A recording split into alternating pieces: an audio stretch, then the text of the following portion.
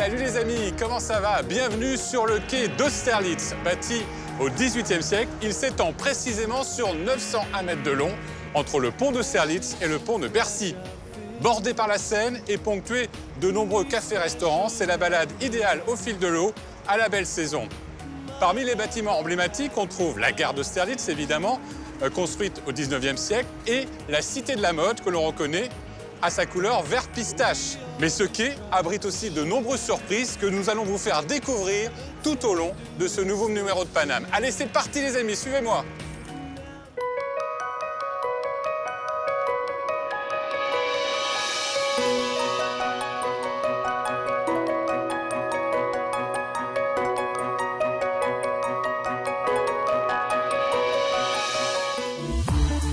Cette semaine, direction les tropiques.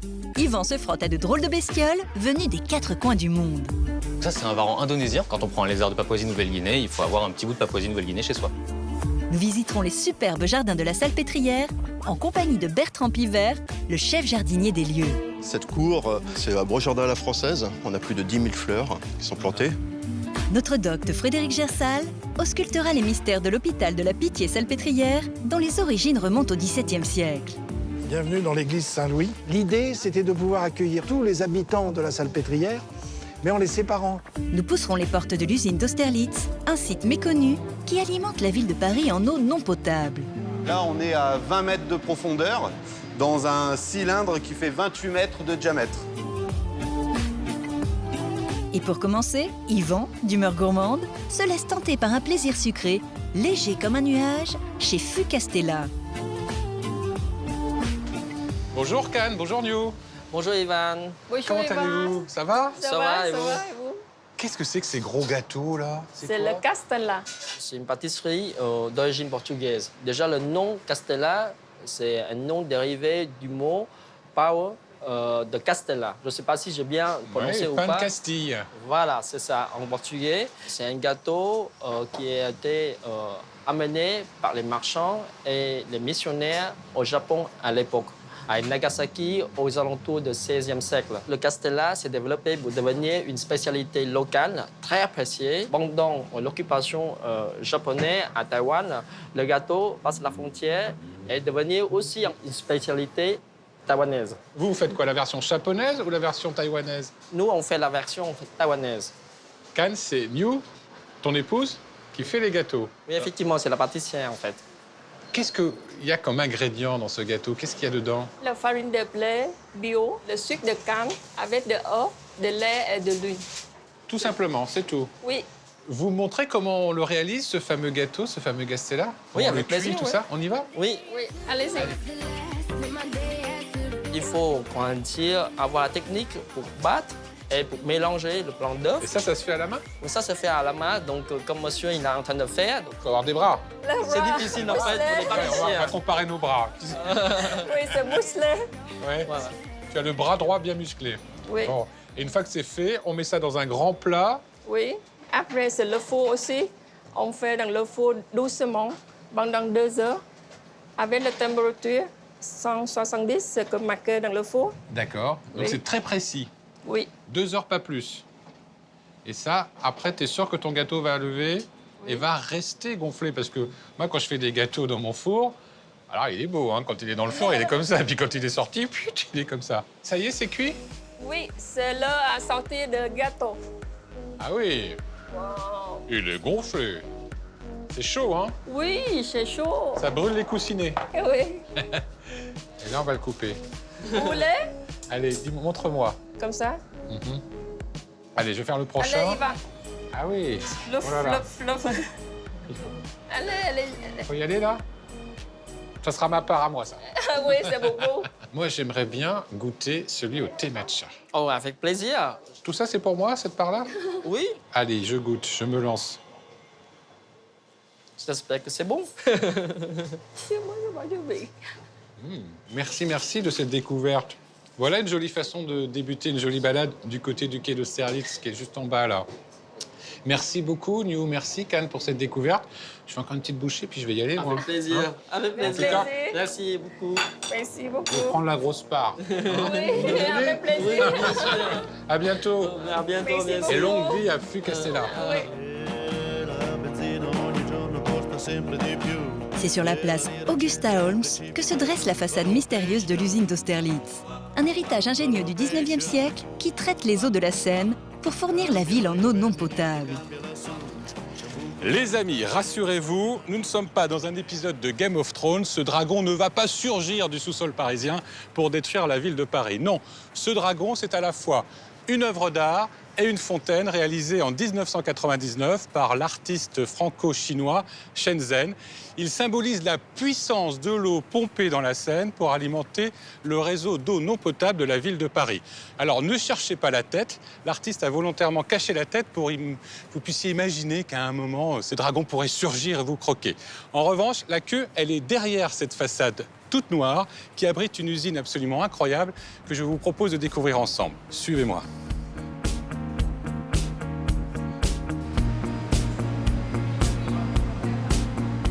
Salut Ludovic, comment vas-tu? Bonjour Yvan, très bien et toi? Ça c'est pour moi. Casque obligatoire. Hey, je savais pas qu'il y avait une annexe de Beaubourg ici, en plein cœur du 13e arrondissement. Eh oui, ce n'est qu'une usine de production d'eau non potable. Mais qui est spectaculaire, incroyable. Qu'est-ce C'est- que c'est exactement? Explique-moi. Alors, on est sur une usine qui prend l'eau soit dans la Seine, soit dans le canal de l'Ourcq, par deux conduites qui nous descendent de l'eau.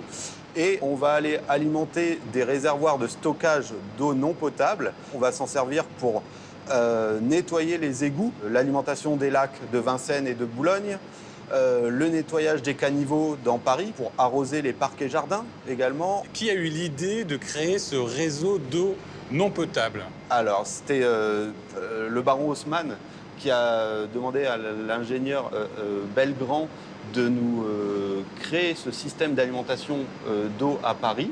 Donc, il a eu l'idée de créer un double réseau, un réseau d'eau potable et un réseau d'eau non potable pour les pratiques dont j'ai parlé tout à l'heure. Ouais, parce que c'était un visionnaire incroyable, hein, l'ingénieur Belgrand. Il Ah, a c'est- imaginé le réseau d'eau potable, le réseau d'eau non potable, les égouts, Tout à fait, tout ça au 19e siècle. C'est un exactement. truc de dingue. C'est unique hein, au monde pratiquement. C'est unique au monde. Tu me montres exactement comment ça fonctionne avec toutes ces couleurs, là, ce beau gris, ce beau bleu et ce beau rouge. Alors, on va descendre. Dis-moi, là, on s'enfonce de plus en plus sous terre, là. Tout à fait. Là, on est à 20 mètres de profondeur dans un cylindre qui fait 28 mètres de diamètre. You keep saying you got something for me. Alors explique-moi, à quoi servent ces jolis tuyaux et Alors, ces belles couleurs, là? Ici, c'est simple. Il y a deux arrivées d'eau dans l'usine. La conduite tout en bas, qui est l'eau qui prend l'eau dans la Seine, Et juste derrière, là, la Seine. qui est la Seine qui est dans notre dos. On a les conduites vertes qui amènent l'eau du canal de l'Ourcq de Il y a manière deux sources, gravitaire. ouais, c'est ça, il y a deux On sources a deux d'alimentation. sources d'alimentation pour l'usine. Et ensuite, on a le réseau bleu qui est le réseau qui va alimenter le sud-est de Paris et également le réservoir de stockage de Villejuif. Et le réseau rouge qui va alimenter le réservoir toujours d'eau non potable de Charonne qui est situé dans le 20e arrondissement. Le réseau en comporte 1650 km de tuyaux. Ça fait beaucoup de tuyaux, ça, quand même. Tu as une idée du nombre de mètres cubes qui transitent par cette usine? À Paris, la consommation journalière, c'est entre 200 et 220 000 mètres cubes par jour. L'usine d'Austerlitz, c'est un tiers de cette consommation-là. Bon, on voit que tout ça est bien organisé, bien symétrique. On suit les couleurs et normalement, on va au bon endroit. Là, l'eau va au bon endroit. L'objectif, c'est de ne pas se tromper. Tu me montres la suite Bien sûr. de ton usine? Mais dis-moi, Ludo, à part nous deux, il n'y a personne dans cette usine? Il n'y a personne pour actionner Non, du les tout. pompes, tout ça? Tout est piloté à distance par notre dispatching, qui sont derrière les écrans à surveiller les flux dans Paris, 24 heures sur 24, 7 jours sur 7. Et l'usine est pilotée donc, à distance, de manière automatique. On a l'exemple ici, par exemple, Voilà. une vanne motorisée avec son moteur ici. Et à distance, ils vont lui donner l'ordre de s'ouvrir ou de se fermer pour envoyer l'eau ou pas envoyer l'eau. Cela dit, c'est toi le responsable. Oui, Donc si le jardinier est au bout de son tuyau, il n'y a plus de pression, c'est de ta faute. un peu. Bon, écoute, merci beaucoup, Ludovic, de m'avoir Merci, Yvan. fait découvrir ce lieu incroyable, parce qu'on n'imagine pas que sous nos pieds, là, eh ben, il y a cette usine. Exactement. En plein cœur du 13e arrondissement, enfin à 2 pas du quai d'Austerlitz. Et qui est très utile pour la ville de Et Paris. qui est essentiel même. Merci, moi je vais continuer ma balade. Et merci à toi. Eh ben, bonne journée, Salut Yvan. Ludovic. À bientôt.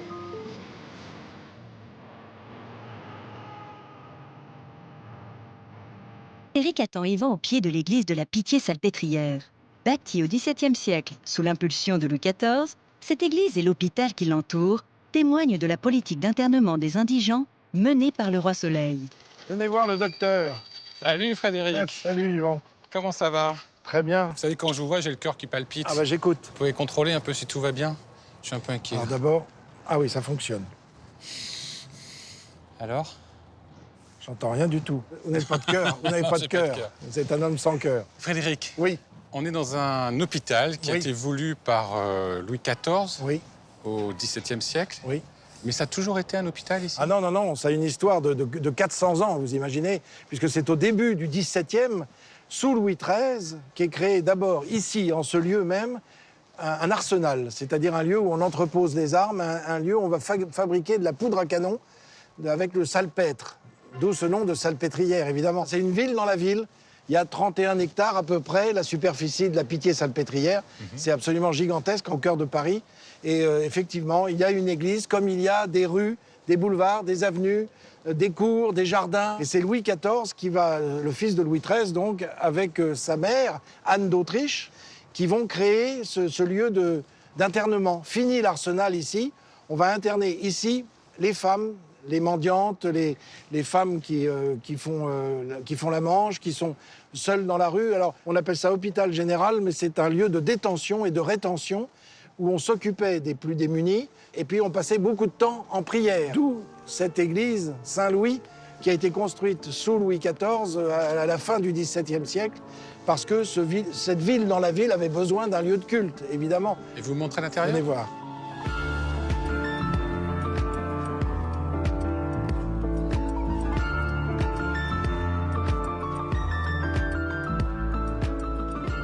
Regardez ces volumes. Incroyable. Bienvenue dans l'église Saint-Louis, consacrée à Louis XIV, d'où ce patronyme qui lui est donné. Et c'est une église qui est toute ronde. Alors, qui semble toute ronde, effectivement.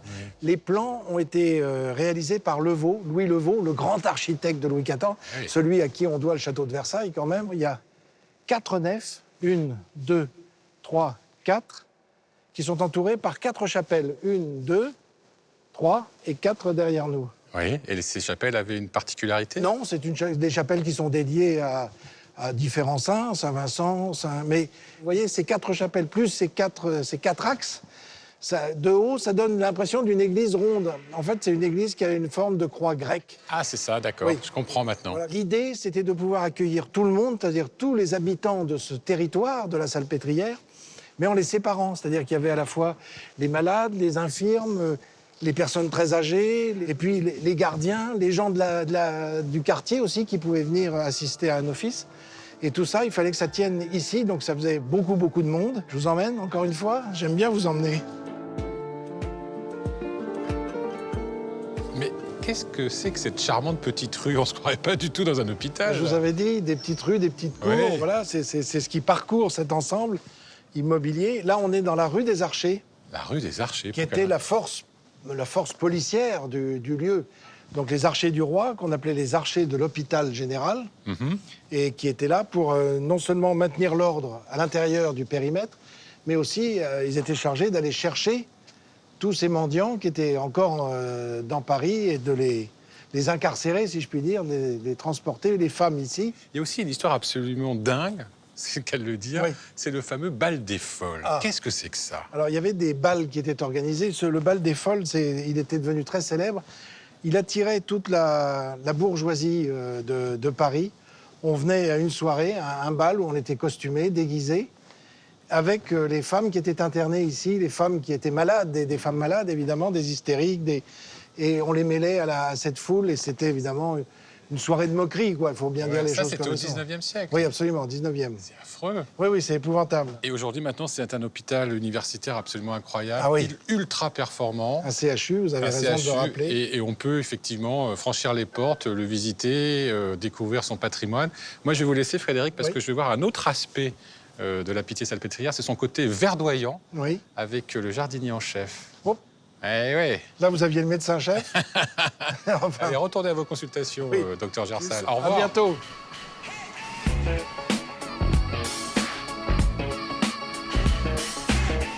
Yvan retrouve à présent Bertrand Pivert, jardinier passionné qui cajole depuis près de 30 ans les espaces verts de la Pitié-Salpêtrière. Bonjour Bertrand. Bonjour Yvan. Alors ici, Bertrand, on est dans la cour d'honneur, la cour Saint-Louis, c'est ça? C'est ça, tout à fait. C'est ici où on se retrouve avec le plus grand nombre de fleurs. On a plus de 10 000 fleurs qui sont plantées, des annuelles ou alors des bisannuelles à l'hiver. Cette cour, elle est très emblématique. C'est un beau jardin à la française. C'est quoi les caractéristiques d'un jardin à la française? Alors, le jardin à la française, c'est l'homme qui dicte ce qu'il veut au jardin. Donc, c'est très droit, très géométrique et surtout, c'est taillé. Donc, on retrouve généralement du buis. On a, jardin à la française, toujours du buis. Après, on a toujours une allée et c'est toujours très, très structuré et souvent symétrique. Là, on a des parterres. Qu'est-ce qu'il y a comme essence? Alors, on a la belle verveine venosa qui nous fait quand même un beau nuage bleu. On a une sauge, donc la sauge blanche, à bégonia, à tabac. À tabac. Ouais, c'est le tabac. Du Ah, tabac. c'est du tabac. Du tabac, D'accord. du tabac. Ok. Et des pétunias. Ouais, on a le bleu là-bas, bleu-violet. Est-ce qu'on connaît l'histoire de ces jardins? Comment ils ont été imaginés, construits, bâtis, arrangés? Alors, cette cour, elle est quand même un peu chargée de mystère, donc on n'arrive pas vraiment à dater exactement. Mais bon, c'est un premier jardin, en fait, compte, un peu d'apparat pour les patients, pour qu'ils puissent se promener. C'est-à-dire qu'on restait hospitalisé quand même longtemps, donc c'était des zones de repos.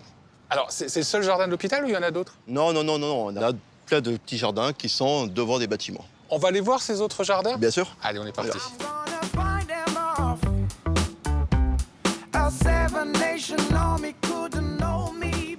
Alors Bertrand, quand on est ici, dans le parc de la hauteur, là on comprend que c'est un endroit vert, l'hôpital de la Pitié-Salpêtrière. Tout à fait, parce que sur les 32 hectares de la superficie de l'hôpital, on a quand même plus de 8 hectares et demi d'espace vert. Ça veut dire que où qu'on soit dans l'hôpital, on a un peu de verdure? Oui, c'est ça. C'est ça, c'est le but. C'est le but d'amener en fait, compte à chaque patient, à chaque bâtiment, un bout de verdure, un bout de fleurs, pour que les patients puissent se déconnecter de l'hôpital quelques minutes. Et ça, j'imagine que ça fait du bien aux patients. Oui, parce que maintenant, les patients, vous savez, ils restent 2-3 jours dans les chambres. La seule chose qu'ils ont envie, c'est de sortir. C'est sortir. Et lorsqu'on peut leur offrir un peu de couleur ou alors des odeurs, voilà, pour nous, c'est gagné. Ouais, et puis c'est surtout le calme. Bah, voilà. C'est important le calme dans un hôpital. Il n'y a croyez pas de bruit, il n'y a pas la ville, il n'y a pas le bourdonnement de la ville. Vous croyez qu'on est à Paris, ici? Non, pas du tout. Pas du tout. Non, non, mais c'est vrai, quand je suis rentré dans ce carré-là, je me dis ah ouais, d'accord. Voilà, voilà. C'est effectivement un endroit très reposant. Et c'est une volonté de garder ce côté forêt comme ça? Ah oui, oui, oui. Puis en plus, c'est un endroit qui est classé. C'est un D'accord. endroit qui est classé. Donc on ne peut pas toucher vraiment grand-chose là. On touche pas. On touche à rien. pas. On touche à rien. On laisse la nature faire. Exactement. Il y a d'autres merveilles encore à montrer? Oui, alors ça, c'est un peu plus secret. Mais on va y aller. Eh ben on y va, je te suis. Donc là, tu m'emmènes dans les coulisses de l'hôpital, là. Alors, tout à fait. Ici, donc, c'est les serres de l'hôpital de la Pitié-Salpêtrière. Donc, c'est ici où on cultive ou surtout on remet en forme des plantes vertes qu'il peut avoir d'hôpital. Et ici, par contre, donc, c'est une serre où on a plein de produits un peu exotiques, on va dire. On trouve aussi bien de la bananier, Ouais. on trouve différentes orchidées. On trouve bien sûr les belles langues de belle-mère. Ah, les fameuses langues de belle-mère. Ouais, ça, c'est une plante un peu... qui date un peu, mais qui est rigolote. Oui, oui, oui, qui est toujours assez originale. On a toute une collection, en fait, compte, de succulentes qui sont ici. Ouais. Et on a un élément assez particulier, quand même, ici, c'est un pied de papaye. Elle est bien encore verte, verte, elle est bien verte. Pour qu'elle soit normalement On va un peu attendre. jaune-orangé. Exactement, tout à fait. On va attendre qu'elle soit bien jaune pour pouvoir l'accueillir. Je vais continuer ma balade dans le quartier. Merci beaucoup, Bertrand. Bah écoutez, repassez quand vous voulez. Avec grand plaisir. Ça marche. Au revoir. Au revoir. Il est temps pour Yvan de s'accorder un frisson teinté d'exotisme à la ferme tropicale. Une animalerie spécialisée dans la vente d'animaux de compagnie, pas tout à fait comme les autres. Salut, Angèle. Bonjour Yvan, bienvenue à la ferme tropicale. Ben, merci. Alors, qu'est-ce qu'on propose chez toi? Qu'est-ce que tu vends comme animal? Alors la ferme tropicale, donc, c'est un magasin spécialisé dans les reptiles, les amphibiens et les invertébrés. Donc autrement dit les NAC. Les NAC, les nouveaux animaux de compagnie. C'est ça. Et c'est unique à Paris, vous êtes les seuls à faire ça. Oui, on est les seuls spécialisés en reptiles. Tu me montres? Bien sûr, avec plaisir. Comment il est organisé, ton magasin? Alors le magasin est réparti sur 2 étages. Nous avons donc le rez-de-chaussée ici avec un coin pour les grenouilles et ici un coin avec des grands terrariums pour de grands lézards. Oh, bah, j'en vois un, là. Ouais. Qu'est-ce que c'est que ça? Donc ça, c'est un varan indonésien. Un varan. Tout à fait. Des varans arboricoles des forêts de Papouasie. OK. Là, c'est la même famille? C'est ça, c'est un de ses cousins proches qui, lui, donc, va être vert, contrairement à lui qui est noir au-dessus. Oui, il y a des conditions particulières quand même pour avoir un varan chez soi. Oui, tout à fait. Pour l'avoir chez soi, il va falloir donc avoir un terrarium pour recréer un habitat qui correspond à ses besoins. Donc surtout en termes de chaleur et d'humidité, quand on prend un lézard de Papouasie-Nouvelle-Guinée, il faut avoir un petit bout de Papouasie-Nouvelle-Guinée chez soi. C'est la beauté de l'animal qui fascine, non? C'est ça, c'est tout l'intérêt là, en fait, c'est d'avoir des animaux qui vont garder leur comportement sauvage, mais en captivité. Et donc c'est pour ça qu'on doit recréer tout ce dont ils ont besoin pour qu'ils se sentent bien. C'est ça qui est intéressant. C'est d'effectivement avoir un morceau de nature chez soi. Exactement, oui. C'est d'arriver à justement régler les choses et recréer un bout de nature pour le bien-être des animaux.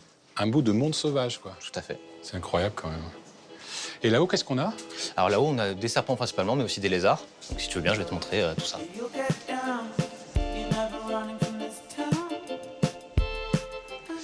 Donc ici, on arrive à l'étage du magasin.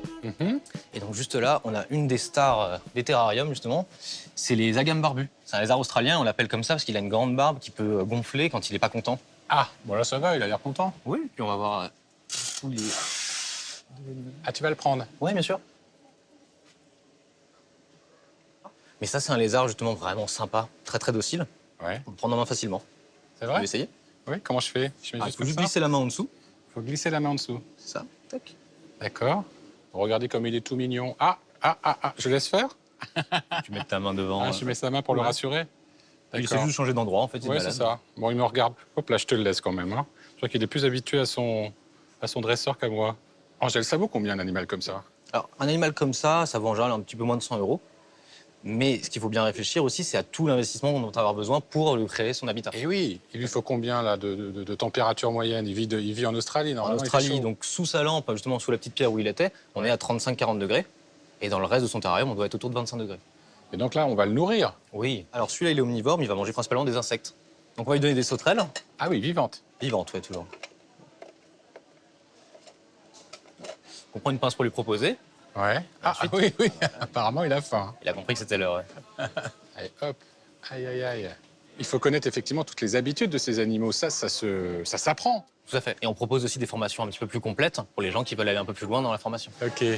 Tu m'emmènes vers Je vais la... te montrer la pièce où on se passe les formations. Et Ouais. on va passer pendant ce temps-là aussi devant le rayon des serpents. Ok. En tout, vous avez combien d'espèces ici? D'espèces différentes, on a entre 500 et 600. Mais ça comprend ouais. tout, hein, donc du petit phasme jusqu'au python royal. Merci. Qu'est-ce que j'entends là? Il y a quelqu'un qui fait du bruit. Ah ouais. Ah d'accord. Voilà, le bonhomme. Ah, qu'est-ce que c'est? Donc ça, c'est un Varanus panoptes. Oh mon Dieu. Oh là là. Donc c'est un varan. C'est un varan, ouais. Il pèse combien? Celui-là, il doit peser 30-40 kilos, à peu près. Il fait 1,20 m. Ouais. Et donc là, on est sur des espèces en fait, qui ont été catégorisées comme dangereuses pour l'homme. Et donc, c'est pour ça qu'il faut se former et passer donc devant un jury, une commission, qui va décider si on est apte ou pas à détenir ce genre d'animaux. Mais en quoi il est dangereux? C'est par sa taille. Alors, c'est vraiment très arbitraire, c'est que tous les lézards de plus d'1 mètre sont considérés dangereux. En dessous d'1 mètre, on peut. Au-dessus. Mais il peut vous attaquer? Il pourrait se défendre s'il était en danger, enfin s'il se sentait en danger. Là, c'est des animaux qu'on a en captivité depuis très longtemps, qui sont très imprégnés par l'homme, qui ont l'habitude justement de ces manipulations. Et on garde justement ces spécimens-là pour la formation, pour que les gens puissent apprendre à les manipuler sans trop danger. Il a une mâchoire, il a des dents? Il a une mâchoire, il a des griffes assez impressionnantes aussi. Ouais. Et donc Qu'est-ce là- qu'il fait là? Là, il souffle. Il est pas content. Il n'est pas content. Donc il faut le remettre dans sa boîte. On va le poser sur la table pour... Ça, c'est un premier signe. C'est ça. Premier signe, ça va être de souffler.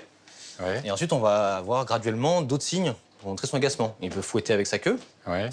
Et ça, c'est une espèce particulière qui est très impressionnante parce que quand ils sont vraiment en colère, ils se dressent sur leurs pattes arrière pour paraître plus impressionnant encore. D'accord. Et c'est là où il faut vraiment déguerpir. C'est ça. En général, le signe est clair. En tout cas, c'est spectaculaire. Hein. C'est un bel animal, c'est incroyable. Alors ici, Angèle, c'est aussi la pouponnière des serpents. Oui, tout à fait, qui sont juste derrière nous. Ouais. Je le sens un peu parce que là, je suis pas très à l'aise avec ce qu'il y a ici là. On va rentrer notre ami dans sa caisse? Oui.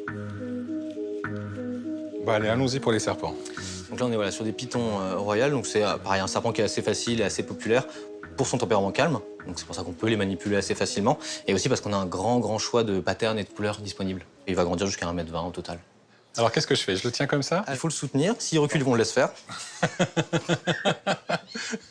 Donc là, en fait, c'est le je crois qu'il serpent, y a déjà... peut-être pas que, qui a eu un petit peu peur. Ouais, il y a moi. Donc je te propose déjà de prendre l'arrière dans un premier temps. Donc comme ça? Cette main-là, ouais. Avec Donc vraiment avec cette main-là, d'accord. le saisir d'une main. D'accord. Très bien.